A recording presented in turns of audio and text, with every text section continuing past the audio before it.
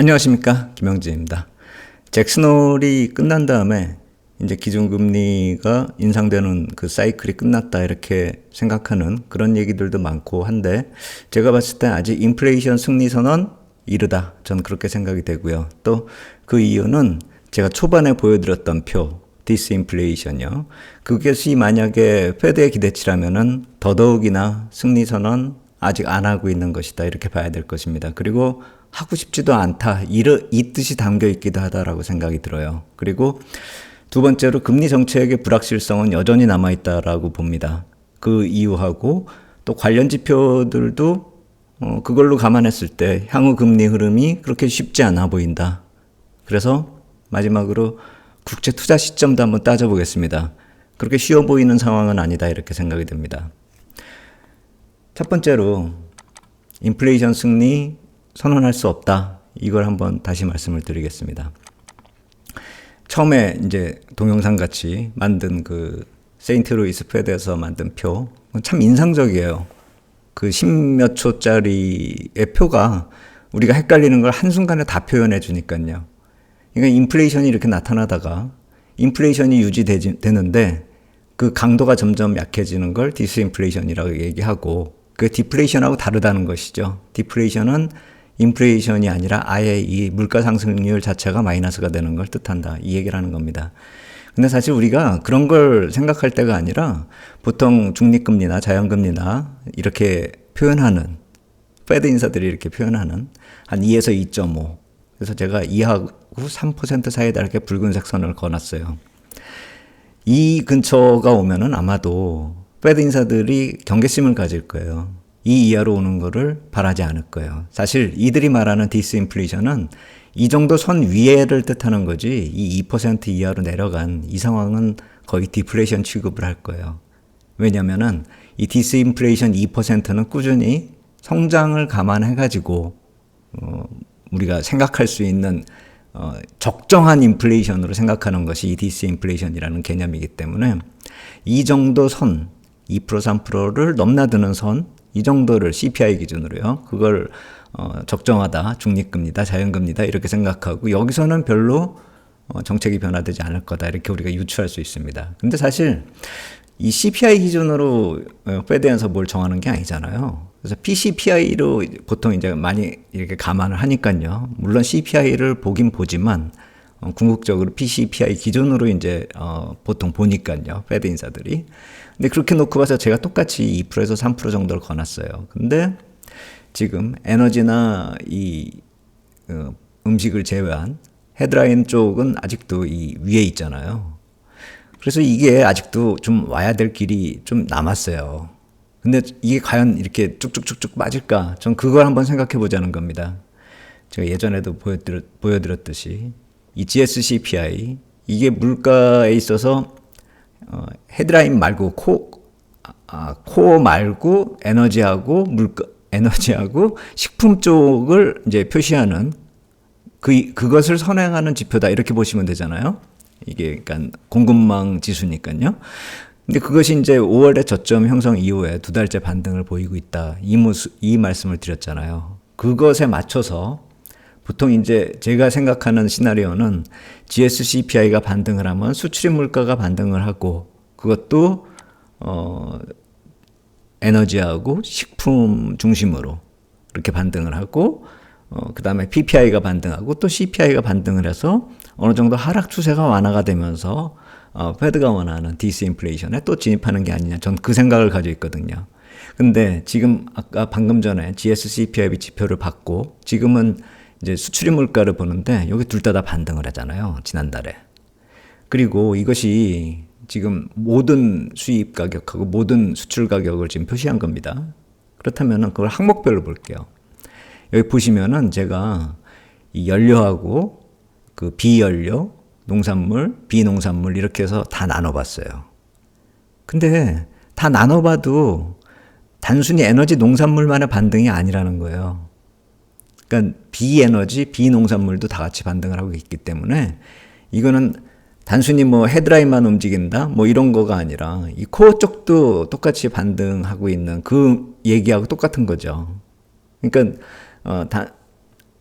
보통 코어는 이제 에너지하고 농산물 제외하니까, 음식 제외하니까, 이제 코어 쪽은 따로 이렇게 떼어내서 볼 수가 있는데, 만약에 이러한 지표를 놓고 보면은 헤드라인이나 코어나 다 같이 반등할 수 있는 그런 여지가 남아있다. 이렇게 볼 수가 있는 것이죠. 물론 그것이 시기가 딱딱 일치되지는 않을 거예요. 선행지표로 제가 GSCPI를 보고 수출입 물가를 보는 그런 개념이고, 그것이 PPI로 이어질지 그것도 의문입니다. 그래서 이게 전년 대비 전달 대비 하면 헷갈리잖아요, 이게. 그래서 절대 수치로 이렇게 뽑아보면은 이것도 이제 점점 내려오다가 이렇게 옆으로 가기 시작하죠. PPI도. 그렇다면은 아까 맨 처음에 이렇게 보여드렸던 PCPI가 여기서 확 떨어지고 있잖아요. 양쪽이 다. 그러면 여기 헤드라인이나 아니면 코어나 똑같이 다 이제 수직으로 떨어지는 것처럼 보이는데, 이게 과연 계속 떨어질까? 전 그렇게 생각 안 돼요. 이게 어느 순간에 이렇게 옆으로 가는 그런 모습, 그것이 또 나타나지 않을까. 페드도 여기서 지금 정책을 바꾸려고 한다면, 기준금리 정책을 바꾸려고 한다면 이 모습이 어떻게 결론이 나는지, 이 수직으로 떨어지고 있는 듯한, 뭐 수직은 아니더라도 하여튼 급하게 떨어지는 그런 모습이 향후에 어떻게 전환이 되는가, 그것에 따라서 한번 기다려보는 그런 타이밍이 아닌가, 저는 그렇게 생각이 됩니다. 그래서 아직 인플레이션에 대해서 승리 선언하기가 이르다. 그리고 향후 몇 달 동안은 이것이 안정되는지를 좀 지켜볼 필요가 있다라는 것이죠. 그리고 또 하나, 금리 정책의 반전은 제가 이번에 잭슨홀 미팅 전후에서 만든 자료들에서 계속 말씀을 드렸잖아요. 한번 더 다시 말씀을 드릴게요. 금리 고점 논하려면 이 탈세계화가 어느 정도 진행되는지 봐야 되고, 그거에 반해서 상대적으로 더 커질 수 있는 미국이나 유럽에서의 투자, 막대한 투자가 과연 어느 정도 규모가 될 것인가, 그거를 따져봐야지 어느 정도 결론이 난다는 것이기 때문에, 이거는 미국하고 중국 문제부터 시작해가지고 여러 가지 좀 복잡한 그런 문제들을 반영하고 있다는 것이죠. 그래서 우리가 결론 내기가 힘들다는 것입니다. 그리고 나중에 이제 세 번째로 제가 금리 인하를 설사 지금 금리 인하를 반영하고 있는 거면 어떡할 건데, 이거에 대해서는 제가 뒤에서 다시 설명을 드릴게요. 금리 고점을 생각할 수 있는 것일까에 대해서는 한번 생각을 해보자는 것이죠. 기준금리가 고점을 형성해도 인하 시기는 아직 적지 않게 숙제가 남아있는 것이다. 이렇게 볼 수밖에 없는 게, 아까 초반에 말씀을 드렸듯이 기준금리가 고점을 형성해도 인하하려면 물가가 완전히 이렇게 좀 안정이 되는 그런 흐름으로 진입이 되어야 되기 때문에, 그게 확인되어야 할 숙제가 남아있는 것이고, 그 시간이 최소한 한두 달은 걸린다는 것이죠. 최소한. 그렇기 때문에 금리 인상 사이클이 완전히 마무리되고선도 한두 달 더 지켜볼 게 뻔해요. 근데 문제는 지금 11월에 금리 인상 확률이 아직도 남아있잖아요. 그러면 예전에 금리 인상의 정점, 그리고 인하로 들어갈 때 2019년에 어떤 현상이 나타났는지를 한번 다시 살펴본다면은, 제가 이건 한 3번 정도 말씀을 드렸지만, 마지막 금리를 인상해서 고점을 형성한 그때보다 한 2달 이전에 고점을 형성해가지고 금리 하락이 시작이 됐는데, 문제는 이 당시에는 기준금리보다 이 실세금리, 10년물 국채금리가 훨씬 높은 상태잖아요. 한 0.5 정도 높잖아요. 지금은 1%가 낮고요. 그러니까 설사 이번에 11월이 마지막 금리 인상이다, 그래가지고 9, 10월이 금리 정점이다, 그래가지고 이렇게 내려가지 않겠느냐 라고 생각을 할 수가 있죠. 근데 5.5나 5.7 뭐 여기 고점이라고 생각을 해가지고 여기서부터 저게 떨어진다라고 하더라도 지금 10년물 국채금리하고는 거리가 아직도 멀잖아요. 이게 설사 기준금리가 고점을 형성했다 하더라도 10년물 국채금리가 막 상승하는 그런 모습은 아니라는 것이죠. 그래서 설사 기준금리가 고점을 형성하더라도 실세금리, 10년물 국채금리 같은 경우가 같이 내려온다, 이거를 기대하기가 좀 힘든 상황이다라는 것이죠. 국채 투자 전략 한번 말씀드리겠습니다. 국채 투자는 제가 여기 썼듯이 천천히 조금씩 하고 싶다면, 자 보겠습니다.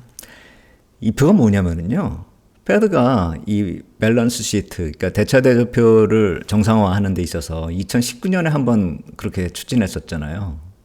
그리고 지금 하고 있고요. 근데 지금 최근에 이거 세인트루이스 페드에서 자료 내놓은 건데 이 자료를 이제 제가 설명을 하자면은 이것만 또 한 30분 걸려요. 그래서 이거를 제가 설명드리긴 좀 그렇고 저도 막 이렇게 읽다 보면 헷갈리는 부분도 있고 해가지고 이거는 정말로 이것만 자세히 설명하지 않으면 의미가 없기 때문에 근데 그렇게 이제 우리가 학술을 따질 아카데믹한 그런 자료를 원하는 건 아닐 테니까 제가 말씀드리고자 하는 건 만약에 이걸 아카데믹하게 접근하고 싶은 분들은 그 인터넷 검색창에다 TGA나 RRP나 LCLOR 이걸 쳐보세요. 그러면 이따금씩 자료가 나와요. 뜸뜸이, 띄엄띄엄. 그 자료들 모아서 보시면 이게 무엇을 의미하시는지 알 텐데 한마디로 제가 간단히만 말씀드리면 지금 RRP 요 빨간색 있죠. 이게 이전엔 없었고 지금은 있었다, 있다. 이 개념이 약간 틀린 것이고 TJ 계정이 비어있다가 늘어나는 그런 모습 속에서 과연 현금과 국채 비중을 이 대차대 대표 안에 어떤 식으로 계정을 만들 것인가. 그걸 그러니까 같은 이 대차대 대표 안에서 이름만 틀리게 같은 돈인데 이름만 틀리게 계정을 만들 수가 있잖아요. 그렇게 해서 지금 현재 뭐 QT를 하건 대량 국채를 발행하건 어느 정도 대응할 방안을 지금 마련하고 있다라는 걸 뜻하는 거예요. 세인트루이스 페드가 말하고자 하는 건. 그러니까 우린 준비돼 있다 이 얘기를 하는 것인데 뭐 그 준비가 돼가지고 향후에 문제가 있을지 없을지는 차후 확인할 문제고 왜 하필이면 이 러먼드 상무부 장관이 방중하는 이 와중에 그 바로 직전에 이런 자료를 내놨을까? 한마디로 저런 걸 생각해 볼 수 있죠. 국채 얘기 또 나오더라도 중국하고요. 중국이 뭐 압박을 하는 힘은 점점 시간이 갈수록 떨어진다라고 봐요. 국채 가지고 하는 게요. 왜냐하면은 국채 보유량이 무한정 있는 것도 아니고 많이 줄어들었는데 그게 급격히 줄어들 만한 시점이 올해 하반기하고 내년 상반기에 걸쳐서 계속 떨어진다라고 보고 있거든요. 제가 만기를 따져보니까 그게 어느 정도 떨어지면은 영국이 보유한 양보다 조금 많다라고 한다면은 그 누가 그 중국에다 힘을 실어주겠어요. 더군다나 이렇게 우리는 어느 정도 방안을 만들고 있어. 이게 뭐 효과가 있든 없든 실제로 얼마나 긍정적으로 작용할지 못할지 뭐 그거는 차치하고서라도 뭐 중국 쪽으로 우리는 대안이 있어라고 하니까 라고 얘기하고 그리고 그렇기 때문에 니네가 팔아봐야 소용없으니까 더 팔지 말고 좀 말 좀 들어라 라고 얘기할 수도 있는 거죠. 이건 제 얘기입니다. 하여간에 잭슨홀 이전에 나타났었던 그런 발언들도 뭐 페드 인사가 됐던 ECB가 됐던 BOJ가 됐던 중국에 부담되는 그런 내용들이었단 말입니다. 그리고 실제로 페드에서 내놓는 자료들을 봐도 중국 쪽에 도움이 된다라기보다는 중국 보고 들어라 라는 그런 식의 지금 자료들이 나오고 있단 말이에요. 그렇다라고 본다면은 우리가 지금 뭐 국채 발행이 많고 뭐 미국의 금리 때문에 뭐 부채가 뭐 위태위태하고 뭐 이래가지고 금리를 빨리 내린 거나 기준금리 정책이 바뀔 거다. 그게 서두러질 것이다. 그래서 국채를 투자해야 된다. 그렇게 서두를 때는 아니라는 것이죠. 천천히 조금씩이란 얘기를 왜 말씀을 드리는지 그 이유는 이러한 저런 이유들이 많다라는 겁니다. 오늘 말씀드린 건 몇 가지 이유에 불과하고요. 그리고 또 하나 우리나라 안에서 확인될 수 있는 그런 방법도 있잖아요. 외국인 투자자도 우리 한국에 있는 10년 만기 국채 선물을 실시간으로 투자하는 거 우리가 보잖아요. 근데 제가 이렇게 그것도 뭐 장중에 보다가 제가 낮에 이렇게 동영상 만들어가지고 이렇게 업로드 할 때가 있었어요. 그때는 그거 다 보여드렸어요. 그 실시간으로 우리나라 국채하고 외환, 그다음에 주식 쪽, 외국인 동향 이런 거 정리해서 말씀을 드렸잖아요. 언젠간 다시 하고 싶은데 요새는 너무 바빠가지고 그걸 못 하고 있는데 언젠가는 다시 이제 장중 이 동영상도 다시 이제 좀 올려볼 생각입니다. 어찌됐건 그런 선물 투자 포지션을 놓고 봤을 때 계속 이렇게 샀었던 때 이때가 단기적으로 막 이게 저점 형성하고 이렇게 시세 내던 때예요. 2022년 10월. 그 이전에는 그냥 사고 팔고 뭐 별로 의미가 없었어요. 더군다나 누적 포지션으로 이게 마이너스에서 사고 팔고 하는 거기 때문에 매도해 놓고 그냥 이익 실현하고 뭐 이런 개념이었다고요. 그리고 단기 저점 형성하고 시세 낼 때 그때 좀 재미를 봤죠, 이분들이. 그리고 나서부터는 2023년 이 4월, 5월 이때는 좀 정점 형성하고 떨어질 때잖아요. 그때부터 현재까지 줄기차게 매도를 해요. 그렇기 때문에 제 얘기는 이것만 보고 또 지금 좀 사네 이러고서 쫓아갈 때는 아니라고 봐요. 왜냐하면은 잭슨홀이 어느 정도 모멘텀이 될 수도 있었던 상황이기 때문에 그 안정을 주는 그 상황에서 단기적으로 들어온 것일 수도 있다. 전 그렇게 생각이 되기 때문에 지금 사기 때문에 따라 사자 그렇게 볼 필요가 없고, 또 한 가지 이유는 이거는 만기 이후에 매도 포지션을 줄인 것 뿐이에요. 여기 마이너스 나오잖아요. 그러니까 지난 만기 이후에 계속 팔다가 반등 나올 것 같으니까 매도 포지션을 줄인 거라고요. 매수가 아니라. 그거 잘 생각하셔야 돼요. 그래서 외국인 투자자 이 선물 투자 포지션을 분명히 참고를 하긴 해야 돼요. 하지만 가장 중요한 건 매크로 변화에 맞춰야 된다는 것이죠. 이건 타이밍을 볼 뿐이다. 전 그 말씀을 드리고 싶어요. 정리해 보겠습니다.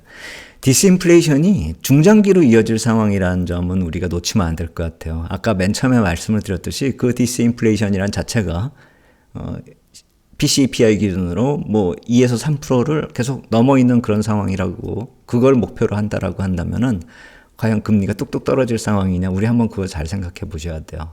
그리고 페드가 국채 대량 발행하고 금융시장 불안이 야기될 수 있기 때문에 금리 정책에 영향을 줄 것이다. 우리가 지금 이 사람들 걱정해가지고 투자할 수 있는 게 아니잖아요.